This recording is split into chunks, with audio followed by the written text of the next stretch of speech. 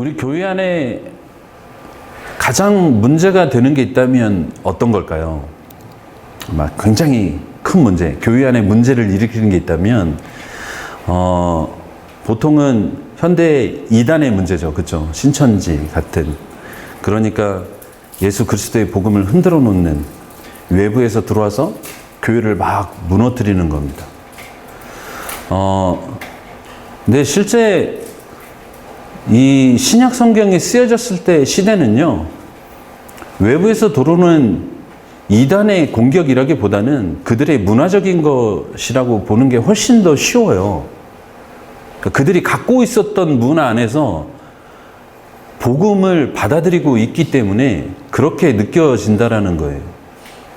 예를 들어 볼게요. 우리나라에 초기에 복음이 들어올 때 되게 좀 웃긴 얘기긴 하지만 마태복음 1장 때문에 믿는 양반들이 되게 많았다라는 얘기를 들었어요. 왜냐면 족보가 있잖아요. 네. 족보를 딱 보고 예수님이 뼈대 있는 집안인데? 이런 반응이었다라는 거예요. 되게 웃기죠. 지극히 우리 문화로 생각하고 받아들인 거잖아요. 그분이 누구의 자손인데 우와 왕의 자손이야? 막 이런 얘기 하는 거잖아요. 그래서 훨씬 더 쉽게 받아들였다라는 얘기를 들었어요. 지극히 우리 문화로 받아들이는 거잖아요. 그러니까 골로새서 안에도 그런 게 있다라는 거예요. 그러니까 자기의 문화 안에서 예수 그리스도를 이해했고, 그리고 예수 그리스도가 이거다라는 게 아니라, 으뜸이다라는 게 아니라 어느 한 부분으로 이해를 했다라는 것이고, 그 안에 예수님 한 켠에다만 딱 놨다라는 거예요. 그러니까 그것을 사도 바울이 바로잡고 싶은 거예요. 여러분, 우리 안에도 있을까요? 없을까요? 많죠. 네. 우리도 한국 사람이잖아요. 한국에 있는 문화가 자연히 있어요. 그 중에 아마 성경 안에서 가장 큰 어려움이, 성경을 이해하는데 가장 큰 어려움이 아마도 천국이라는 개념일 거예요. 그 중에 하나가 천국. 왜냐하면 우리 조상들이나 옛날 분들은 대부분 천국 하면 죽어서 가는 거잖아요. 그렇죠? 이게 뭐 극락 이런 거잖아요. 그러니까 죽어서만 가는 나라, 죽으면 좋은 데 가는 곳, 계속 이렇게 이해하고 있거든요. 그런데 성경에서 얘기하는 건 죽어서 가기 이전에 이미 지금 통치를 받고 하나님의 뜻대로 살아가서 하나님의 나라가 이미 백성으로 되어 있는 거예요. 그러니까 믿는 순간부터 하나님 뜻에 따라서 살아가야 하는 것임에도 불구하고 우리는 그렇게 이해하지 않고 죽어서 갈 수 있는 곳이라는 생각이 너무 강하게 잡혀 있어요. 네, 그런 것들이 아마도 우리나라에서 가장 강하게 발견되는 문화이지 않나 싶은 생각이 있습니다. 그리고 또 하나는 이 권위 구조를 너무 좋아해요. 그렇죠? 네, 권위. 목사님은 위에 계시고 성도님은 아래 계시고 직분자들 아니면 저 아래 계셔서 네. 이렇게 생각하지만 실은 교회가 그렇지 않죠. 네. 그렇지 않음에도 불구하고 계속적으로 오랫동안 계급 사이에 머물러 있다 보니까 그런 것들이 정말 많은 것들을 힘들게 하는 경우가 많죠. 그러니까 목사하면 그냥 이퀄 제사장 딱 해버리잖아요. 그렇죠? 이제 예수님을 통해서 우리가 만인 제사장이 되었는데도 불구하고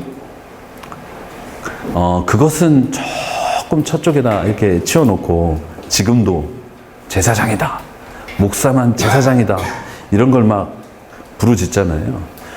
네, 그런 것들이 우리나라에 자리 잡는데 아주 기여했다라고 생각하고, 저도 어렸을 때 그런 생각 되게 많이 했거든요. 그러니까 저 역시도 그렇게 살아왔다라는 거예요. 실제로 제가 그런 경험을 당한 적이 있어요. 당한 일이 있어요. 저는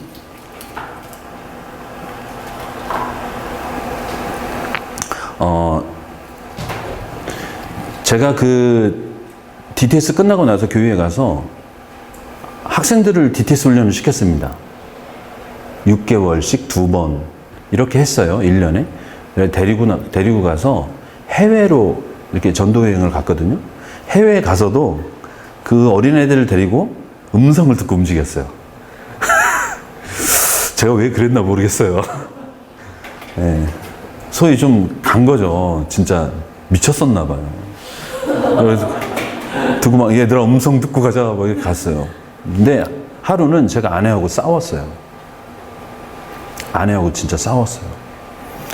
근데 아내하고 싸우니까 이 20명의 아이들이 보이지가 않는 거예요.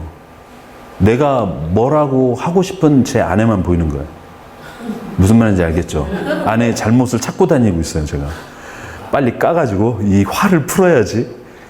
그러니까 아이들이 보이지 않으니까 제가 그 순간 위험하다라는 판단을 내렸어요.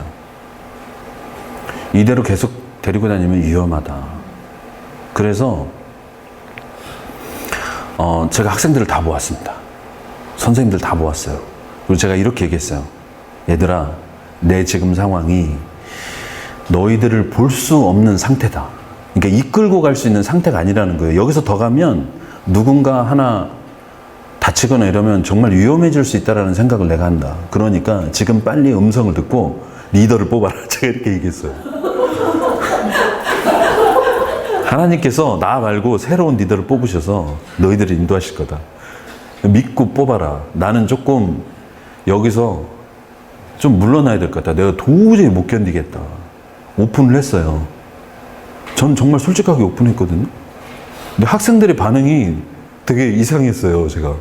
자기네들이 잘못했대요. 막 울어요. 왜 우는 거야? 니네가 잘못한 게 아니라 내가 잘못해서 어려워서 너희들한테 지금 얘기하는 거야. 그랬는데 자기네들은 잘못했다 그래서 야, 참 아름답다. 제가 속으로 그러긴 했는데 문제는 그게 아니라 밖에 있었던 DTS 훈련까지 한 선교사님이 저를 욕하고 있었어요. 아니, 목사가 그냥 끌고 가면 되지. 그것 갖고 왜 리더를 내려놓냐라는 거예요. 욕 엄청 먹었어요? 그러면 안 되나요? 제가 계속 그 상태에서 끌고 가서 해외에서 그리고 그쪽이 반군이 있는 지역이었거든요. 만약에 어려움을 당한다 그러면 한눈에 리더가 대부분은 이렇게 한눈에 싹 보여야 하거든요. 근데 안 보여요. 위험하잖아요. 제가 진짜 심각하게 느끼고 얘기한 건데 그렇게 반응하는 게 한편으로 되게 이상하기도 했어요. 왜 그러냐는 거예요. 그리고 또 하나는 일정이 정해져서 가는데 비가 너무 많이 와서 번복을 했어요, 일정을. 학생들이 힘들잖아요. 그래서 제가 학생들에게 이렇게 얘기했어요. 제가 일정을 번복해서 정말 미안하다고. 아니, 그럼 미안한 거 아닌가요? 근데 밖에 계시던 목사님이 화를 내시더라고요. 왜 애들한테 미안하다고 하냐고. 그럴 수도 있는 거지.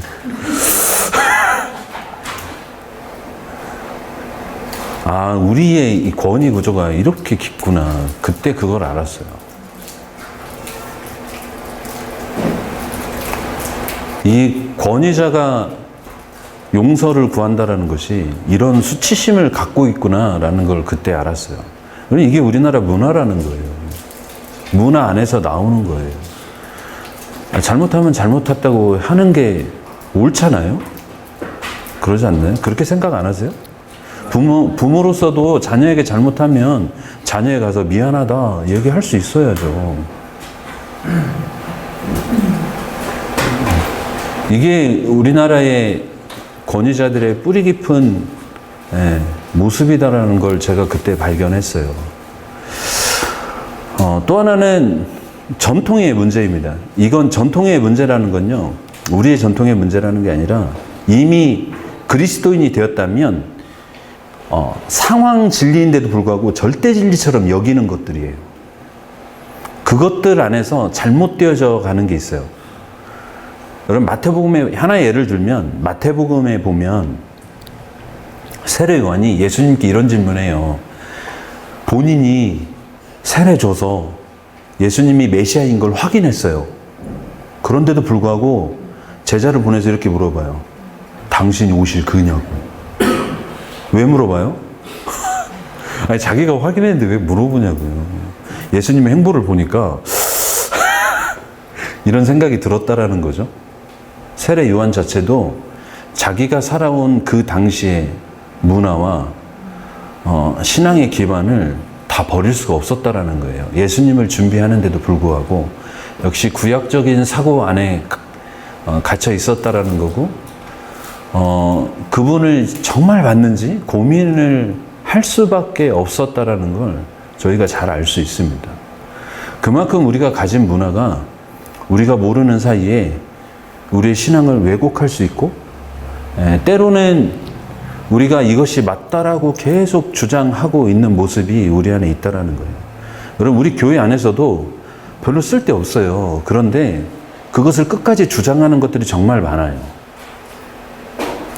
정말 너무너무 많죠. 예배 시간 하나 옮기는 거 얼마나 힘들어요. 큰일 나잖아요. 정말 어려웠죠. 실제로 강단에 올라오는 거 그거 하나도, 신발 신고 올라오는 거 하나도 얼마나 많은 시간이 들었습니까? 별거 아닌데도 불구하고.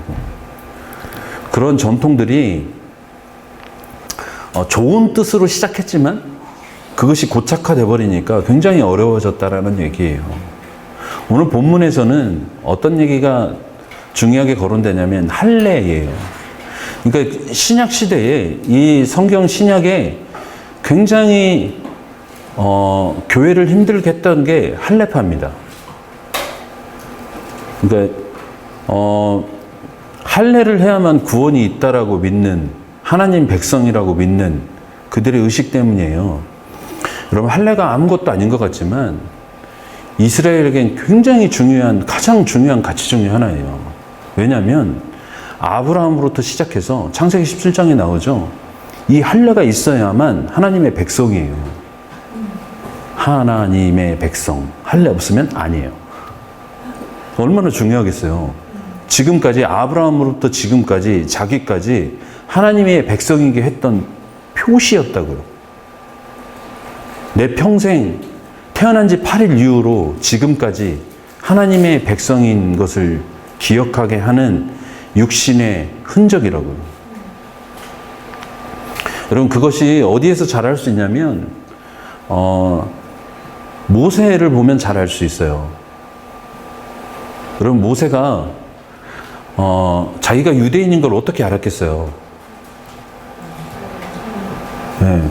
난 분명 이집트 왕자예요. 분명히 옷을 싹 벗으면 유대인이야. 할례가 있어. 신기하죠? 나를 치장하면 이집트 왕자로 가는데 옷을 벗고 보면 자연인으로 돌아가면 난 유대인이라는 거예요. 그것을 어떻게 거부할 수가 있어요? 거부할 수 없습니다. 이미 결정되어 있는 거잖아요. 내가 의식이 없는 상태에 갓난 아기 때에 그 일을 했고 그 표지가 나한테 있다라는 거예요. 그래서 할례가 굉장히 중요합니다. 이 유대인들에게 할례가 굉장히 중요해요. 버릴 수 없는 거예요. 하나님의 표지였잖아요, 지금까지. 그런데 예수님이 그걸 끝냈죠. 끝냈어요. 그 다음에 이제 우리에게 중요한 게 뭐죠? 신약시대에 들어오면서 그리스도인들에게 굉장히 중요한 의식이 하나 있어요. 세례예요. 이건 유대인이건 이방인이건 다 상관없이 중요합니다. 유대인한테는 이런 의미가 있어요. 원래는 이 이방인들에게 세례를 줘서 정결하게 하는 건데, 그렇게 해서 시작됐고 그렇게 됐더라고 제가 성경 사전에서 봤어요. 그러니까 유대인이 세례를 받으려면 이렇게 해야 되는 거예요. 내가 이방인이 받던 세례를 받아서라도 내가 정결해지겠다라는 마음이 있으면 세례 받는 거예요. 그렇죠? 그러니까 유대인도 큰 모험인 거예요. 그러니까 세례 요한이 회개하고 세례를 받으라, 이게 굉장히 간단한 말인 것 같지만 유대인 입장에서 굉장히 어려운 말이에요. 그러니까 너네가 아브라함이 자손이라고 까불지 말고 마음을 새롭게 하고 여기서 이방인이 받던 이 세례를 받고서라도 새로워져서 하나님 나라 백성으로 들어오라는 거죠. 그리고 새롭게 되어져서 다시 태어나라는 거예요. 이방인은 말할 것도 없죠. 그렇죠? 어떻게 구원받아야 합니까? 라고 말할 때 주 예수를 믿고 세례를 받으라 라고 하잖아요.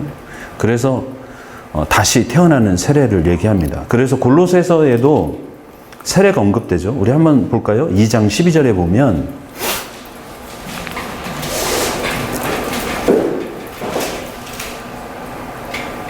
(2장 12절에) 이렇게 되어 있죠. 너희가 세례로 그리스도와 함께 장사되고 또 죽은 자들 가운데서 그를 일으키신 하나님의 역사를 믿음으로 말미암아 그 안에서 함께 일으키심을 받았느니라. 죽고 일으키심을 받았다라고 얘기하겠어요. 거기에 세례를 언급하죠. 이 세례를 얘기한다라는 건요, 이미 교인으로 들어왔다라는 것을 얘기하고 있어요. 이 당시에는 세례가 약하지만 이제 로마 핍박 이후로 들어가면 세례가 더 강해집니다. 왜냐하면 세례 받는다라는 건 이제 죽음을 각오하는 거기 때문에 나는 죽어도 상관없습니다. 이렇게 받는 거기 때문에 이 마가복음이나 이런 데서는요, 세례가 더 강해져요. 의미가 훨씬 더 강해집니다. 그러니까 예수님 이렇게 말씀하시잖아요. 야고보와 요한에게 그 자리를 오른편 왼편 자리 달라고 얘기할 때 내가 마시는 잔과 세례를 받을 수 있느냐라고 얘기하잖아요. 근데 예수님의 이 세례가 십자가의 죽으심이에요. 그러니까 이 세례가 고난당할 땐 굉장히 메시지가 강하고, 지금은 뭐 너나 나나 막 안 받으려고 하면 발로 차서라도 받게 하는 게 세례지만, 실은 세례가 공식적으로 어느 누구에게나 내가 그리스도입니다 라는 것을 드러내는 거기 때문에 굉장히 중요한 의식이에요. 그래서 세례를 지금도 아무렇게나 주는 건 조금 저희가 경계해야 될 부분이 있다라는 생각을 많이 해요. 물론 군대에서 막 휙 지나가면서 하는 것도 필요하지만, 군인이니까 언제 죽을지 모르는 그들에게 그런 의식이 필요하겠지만, 교회 안에서 교육할 수 있다면 잘 교육하고, 몸 안에서 결정권을 주는 거잖아요. 교회에 어떤 결정을 내릴 때에 이제 너도 한 몸으로 함께 교회 안의 일들을 결정할 수 있다라는 의식을 주는 건데, 아무나 데려다 야 세례 받아, 그렇게 받는 것은 우리가 우리 스스로의 아주 중요한 가치를 평가절하하는 거 아닌가라는 생각을 합니다. 네. 그리고 또 저희에게 굉장히 크게 한국교회에 묶여 있는 게 있죠. 저는 술, 담배 이런 거라고 생각해요. 그러니까 예를 들면 술, 담배 하면 구원 못 받는 걸로 생각하는 분들이 진짜 정말 강하게 그렇잖아요. 지옥 가는 것처럼 생각하는 경우들이 굉장히 강했잖아요. 교회 안에 못 들어오잖아요. 그러니까 안 믿는 사람들조차도 담배 피고 술 먹으면 교회 못 가. 이런 의식이 굉장히 강해요. 물론 하라는 얘기가 아니에요. 담배 피고 술 먹는다고 교회에 못 온다면 굉장히 어렵죠. 와서 끊어도 될 것들이잖아요. 그렇죠? 우리도 우리 스스로 못 끊는 수많은 죄들이 있는데 왜 술, 담배로 못 들어오게 하는 담을 쌓는다라는 건 굉장히 어려운 거죠. 이건 하라는 얘기가 아닙니다. 오해하시면 안 돼요. 네. 이런 것들이 있었죠. 네. 그렇기 때문에 우리 안에, 교회 안에 이런 것들을 찾아가는 것이 굉장히 중요합니다. 이제 그런 것들을 얘기하는 게 골로새서예요. 골로새서 안에 이런 메시지가 굉장히 강합니다. 특히 2장 안에 나와 있는, 그들 안에 있는 유대 전통적인 것들, 그리고 헬레니즘적인 문화들 때문에 예수 그리스도의 복음이 왜곡되었던 걸 다시금 새롭게 사도 바울이 잡아주고, 그리고 온전한 복음으로 돌아와서 그리스도인답게 살아갈 수 있게 사도 바울이 다시금 수정해 주는 것을 알 수 있습니다. 그래서 특히 이 골로새서는 어떻게 보면 초신자일 때 갖는 문제들이라고 보셔도 무방하다라는 생각이 들어요. 그러니까 이거죠. 나 예수 믿었는데 과거에 못 버리던 거 이때 좀 점점 보면 안 되나? 네. 저는 뭐 아버지 어머니가 다 믿으신 상태에서 태어났기 때문에 그런 문화가 전혀 없지만 중간에 그러니까 다른 어떤 종교를 갖고 있다가 들어오신 분들은 그런 것들이 굉장히 강할 수 있어요. 그럴 때 이 골로새서의 가르침은 굉장히 중요합니다. 그들에게 어떻게 새로운 삶을 살아야 되는지, 그리고 무엇을 의지해서 살고, 그리고 무엇을 기대어서 살아야 가야 되는지를 얘기해 주기 때문에 그렇습니다. 저희가 이제 BRI로 한번 들어가 보시죠. 골로새서는 바울이 썼습니다. 저희가 잘 알다시피 바울이 이렇게 하죠. 나 바울은 친필로 문안하노니. 명확하게 바울이 썼다라는 것을 본문에서 잘 얘기해 주고 있습니다. 그런데 이 바울이 어떤 상태였냐면 투옥된 상태라는 것을 저희가 잘 알 수 있어요. 그러니까 감옥에서 썼다라는 거죠. 매임을 당했고 나와 함께 갇힌 자라는 것을 얘기하고 내가 매인 것을 생각하라 라는 것을 얘기함을 통해서 이 사도 바울이 지금 감옥에 갇혀 있다라는 것, 그러니까 자유롭지 않은 상태에 있다라는 것을 저희가 잘 알 수 있습니다. 제가 이 PPT는 다 드릴게요. 네, 그러니까 잘 들으시는 게 오히려 도움이 더 많이 될 수도 있습니다. 그리고 다른 서신과 비교하면 빌레몬서에 나오는, 저희가 다음에 빌레몬서 배우잖아요. 빌레몬서에 나오는 인물들하고 동일 인물들이 쭉 나와요. 동역자 명단들이 쭉 나옵니다. 그러니까 같이 쓰여졌다라는 것을 저희가 잘 알 수 있죠. 그리고 빌레몬서에서도 오네시모를 돌려보낸다라는 내용이 있는 것을 보면 이 편지가 동시에 같다라는 것을 저희가 잘 알 수 있습니다. 골로새서도 그렇고 빌레몬서도 그렇고 이 편지 전달자는 두기고입니다. 그러니까 두기고가 이 편지를 함께 들고 갔다라는 것을 알 수 있죠. 더 정확히 좀 찾아보면요, 사도 바울이 갇혔던 때를 보면 빌립보, 예루살렘, 가이사랴, 로마가 있어요. 그런데 이렇게 편지를 자유롭게 보내고 그리고 동역자들이 왔다 갔다 한 때는요, 로마에 있었을 때밖에 없어요. 그러니까 편지가 막 왔다 갔다 그러면 대부분 이때입니다. 감옥에 갇혔다라는 얘기가 나오면 이때라는 걸 저희가 알 수 있어요. 그리고 골로새서와 나와 있는 이 명단이 그때 갔기 때문에 로마에 갇혀 있는 때라고 보시면 됩니다. 근데 로마에 갇혀 있을 때가, 여러분 제가 그 어둡고 축축한 막 쇠창살이 있는 그런 감옥이 아니에요. 네, 셋집입니다. 집이에요. 어떤 분들은 이런 얘기 하더라고요. 그러니까 저희가 이런 배경을 아는 게 굉장히 중요한 게요, 우리가 딴 얘기를 안 할 수 있어서 굉장히 좋은 거예요. 어떤 사람이 이런 얘기를 했어요. 바울이 감옥에 갇혀서 복음을 전했는데 로마에 어떻게 복음이 많이 전해진 줄 아냐고. 매일마다 간수가 바뀌었대요. 양쪽으로 착고를 같이 차고, 그러니까 군사 한 명씩 양쪽으로 이렇게 찼대요. 착고를 이렇게 찼대요. 그 두 명에게 매일 바뀌니까 맨날 복음을 전했대요. 군사들이 많이 복음을 받아들여가지고 로마에 많은 사람이 믿었대요. 제가 진짜 그런 얘기 실제로 들었어요. 놀랄리지 않습니까?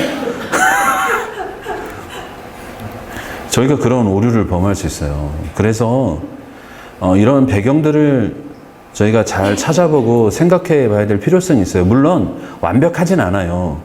그 시대를 저희가 가볼 수 없는 한은, 과거로 가보지 않는 한은 정확히 알 수 없어요. 저희가 이렇게 같은 장소 안에 있어도, 제가 한 얘기를 했어도 많은 사람들이 다 다르게 들을 가능성이 굉장히 높습니다.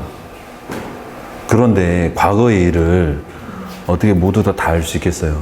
다 알 수는 없지만 그래도 오류를 줄일 수 있기 때문에 저희가 그런 것들을 꼭 생각해보고 찾아보고 특히 성경을 잘 해석하려면 그런 일들이 필요하다라는 것입니다. 그러니까 이 골로새서는 AD 60년에서 62년 사이에 쓰여졌다라는 것을 저희가 잘 알 수 있죠. 3차 전쟁이 끝나고 예루살렘으로 거쳐서 재판받기 위해서 로마로 갔다라는 것을 알 수 있죠. 이건 바울이 가길 원했어요. 그래서 갔습니다. 셋집에서 보냈다라는 거 잊지 않으셨으면 좋겠습니다. 누구에게 썼냐면요. 골로새에 썼으니까 골로새에 있는 성도들이겠죠. 그런데 이게 라오디게아에 있는 자들도 언급합니다. 그리고 히에라볼리에 있는 자들도 언급해요. 그러니까 이 골로새서가 한 곳에 골로새 교회에만 쓰여져 있다는 게 아니라 여러분 이렇게 회람서신으로 쓰여졌다는 것을 잘 알 수 있죠. 그러니까 그 지역에 있는 교회들이 함께 읽으라고 보내진 편지입니다. 그리고 실제로 골로새서에 보면 라오디게아에서 오는 편지도 읽으라라고 하고 있어요. 그러니까 골로새서 말고도 다른 편지도 골로새에 와서 이들에게 읽혀진다라는 것을 저희가 잘 알 수 있습니다. 아마도 대부분은 이렇게 생각하지 않을까 싶어요. 라오디게아에서 오는 편지가 어떤 편지냐라고 생각해 보면 아마도 에베소서일 가능성이 되게 높습니다. 그 이유는 나중에 설명해 드리겠습니다.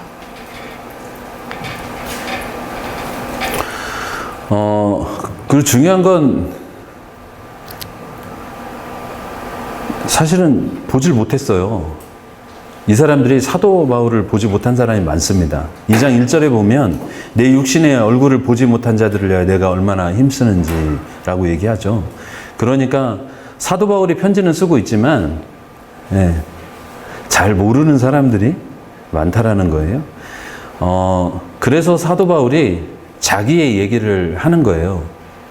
1장 후반부에 보면 자기가 어떻게 복음을 힘쓰는지 얘기하잖아요. 그런 얘기들을 그냥 쓰는 것이 아니라 보지 못한 자들을 위해서 자신이 누구인지 써줘야 될 필요성이 있기 때문에 그런 얘기들을 써줍니다. 그리고 또 동역자 명단이 굉장히 많거든요. 그러니까 골로새에 있는 사람들에게 바울이 얼마나 많은 사람들과 함께 복음을 증거하고 있는지, 또 교회를 세운 이 에바브라와 함께 얼마나 많은 동역자들이 전 세계 각지에서 그 시대의 로마 전역에서 얼마나 많은 사람들이 이 복음을 증거하고 있고 교회가 세워가고 있는지를 얘기해줘야 할 필요성이 있기 때문에 많이 언급하고 있습니다. 이 골로새는요,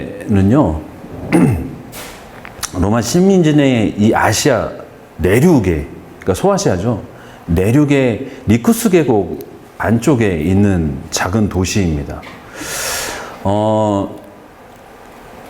이 골로새가 굉장히 중요한 시기가 있었어요.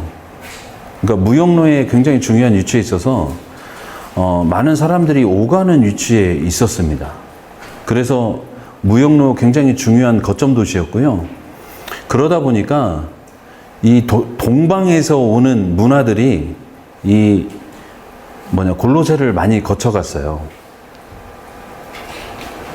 여기에는 그래서 많은 사람들이 있었습니다. 그러니까 골로새 주민들은요, 그 지역 사람뿐만 아니라 부르기아 원주민들도 있었고 헬라 시민들, 그리고 이주민들이 이곳에 많이 있었습니다. 특히 유대인들이 이 도시에 굉장히 많이 거주했어요. 그러니까 유대 문화가 있는 이유는요, 유대인이 많이 있다라는 얘기예요. 안티오쿠스 3세가 메소포타미아 바벨로니아에서 2,000가구의 유대인들을 이주시켰다는 기록이 요세푸스에 나옵니다. 그러니까 2,000가구의 사람들을 옮겼으니까 굉장히 많이 옮겼죠. 사인 기준만 해도 벌써 굉장히 많은 사람들이 이주한 거잖아요. 유대인들은요, 그리고 10명만 넘으면 회당을 만들 정도로 굉장히 열심히 있었던 사람이거든요. 그러니까 2,000명이 이주했다라 그러면, 2,000가구가 이주했다라 그러면, 예, 유대인들이 얼마나 율법으로 그 지역에서 살았는지를 저희가 잘 알 수 있습니다. 그리고 BC 62년, 61년에 로마 총독이 이 골로새에서 유대인들이 성전세를 보내는 걸 금했거든요. 그게 20파운드의 금 수송하는 것을 막았습니다. 그런데 이때 그 금을 성전세로 환산해 보면요, 한 11,000명 정도의 성전세라는 것을 얘기해 주고 있어요. 그러니까 유대인들이 정말 많았다라는 것을 알 수 있죠. 직접 편지도 있습니다. 그러니까 안티오쿠스 왕이 죽시스에게 보낸 편지의 내용이에요. 이게 요세푸스 2권에 이렇게 나와 있습니다. 그냥 하는 얘기가 아니라 진짜로 실제로 있는 얘기들이에요. 2,000가구를 그들의 재산관과 이쪽에 옮기면 유대인들은 맡은 일을 충실히 하고 최선을 다해서 살기 때문에 이 지역이 살아날 거라는 얘기를 해주고 있어요. 그러니까 유대인들이 그들의 도시를 살리는데 굉장히 중요한 역할을 해준다라는 것을 얘기해주고 있는 거죠. 이거는 로마 도시, 잘 안 보이시죠? 도로 얘기한, 표시해 놓은 거고요. 이게 이제 그 당시에 뚫려진 도로가 이제 이렇게 생겼어요. 로마 도시가. 굉장히 좋죠. 군사들을 빨리 옮기려고 잘 뚫어놨습니다. 여기 보면, 골로새하고 히에라볼리하고 라우디게가 이렇게 붙어 있죠. 세 곳이 이렇게 함께 있는 지역이라는 걸 잘 알 수 있습니다. 제가 사진을 찾아보니까 이렇게 히에라볼리, 이게 파묵칼레거든요. 여기서 이렇게 보면 이렇게 보인대요. 굉장히 가까운 듯이죠. 그러니까 이렇게 돌아다니면서 회람 편지들을 읽을 수 있는, 빠르게 전달할 수 있는, 그리고 에바브라도 사역을 하는데 골로새뿐만 아니라 히에라볼리나 라우디게가 교회를 다니면서 함께 사역을 충분히 할 수 있는 굉장히 중요한 위치라는 걸 저희가 잘 알 수 있죠. 이렇게 골로새가 이렇게 생겼다고 합니다. 히에라볼리는 거룩한 성읍이라는 뜻이고요. 이렇게 19km, 10km 별로 안 되는 거리에 있죠. 온천들이 많이 있습니다. 이렇게 파묵칼레라고 하는데요. 이 석회암 때문에 이렇게 하얗게 펴요. 목화의 성이라고 불린다 그래요. 이게 하얘니까. 하얘서 목화가 하얗잖아요. 그래서 목화가 많이 나서 하얀 게 아니라 이것 때문에 목화의 성이라고 불린다고 합니다. 이런 온천들이 치유 효과가 있다라고 많이 믿었던 것 같아요. 그래서 클레오파트라도 와서 뭐 목욕하고 갔다 이런 얘기가 있는데요. 이제 이런 치유 효과가 있거나 이러면 종교하고 바로 연결돼요.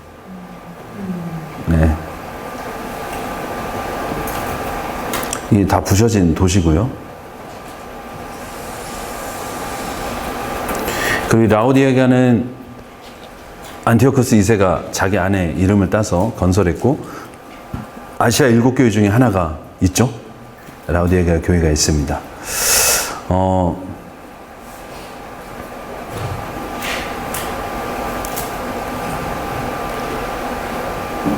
이 라우디게에 있는 지금 유적이라고 그래요. 그러니까 지금은 없어지고 사라졌죠.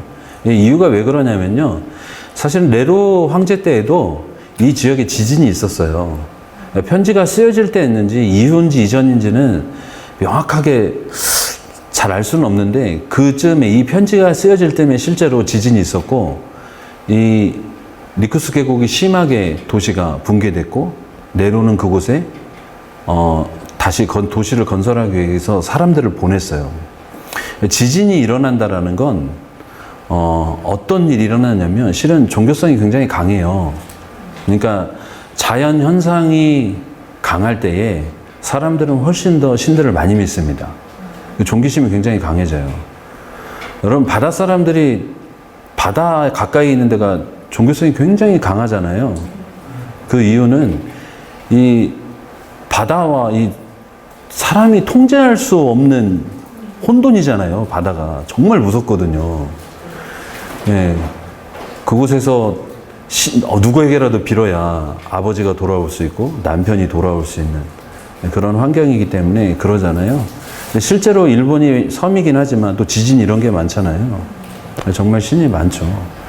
그래서 그런 영향들이 아마도 이들의 종교성들을 굉장히 자극하고, 그 다음에 또 동서로에 있는, 그러니까 동쪽에서 처음으로 들어오는 길목이 있기 때문에 이 동방의 영향이 굉장히 컸고, 그 다음에 그쪽에 들어오는 뭐 종교들과 그 다음에 로마의 종교들이 헬레니즘과 만나고 또 유대인들이 있어서 이 혼합주의가 굉장히 크게 일어나는 도시로 보시면 되겠습니다.